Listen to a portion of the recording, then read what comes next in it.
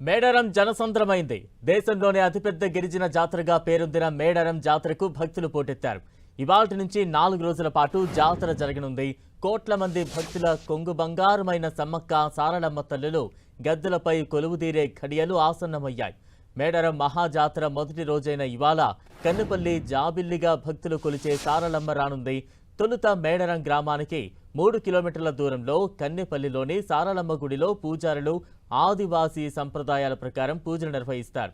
అనంతరం జంపన్న బాగులో నుంచి గద్దెపైకి సారలమ్మను తీసుకొచ్చి కొలువుదీరుస్తారు. మహబూబాబాద్ జిల్లా గంగారం మండలం పూనుగొండ్ల నుంచి ఆమె తండ్రి పగిడిద్దరాజును తీసుకుని ఇప్పటికే కాలినడకన మేడారానికి బయలుదేరారు. పూనుగొండ్ల నుంచి 65 కిలోమీటర్లు నడుచుకుంటూ పగిడిద్దరాజును మేడారం తీసుకొస్తున్నారు పూజారులు. ఏటూరు నాగారం మండలం కొండాయి నుంచి గోవిందరాజును తీసుకొస్తారు. ఈ ముగ్గురు గద్దెలపై కొలువుదీరుతారు. ఇవాళ సాయంత్రం అధికారిక లాంఛనాలతో మంత్రులు సీతక్క, కొండా సురేఖ, జిల్లా కలెక్టర్ స్వాగతం పలుకుతారు.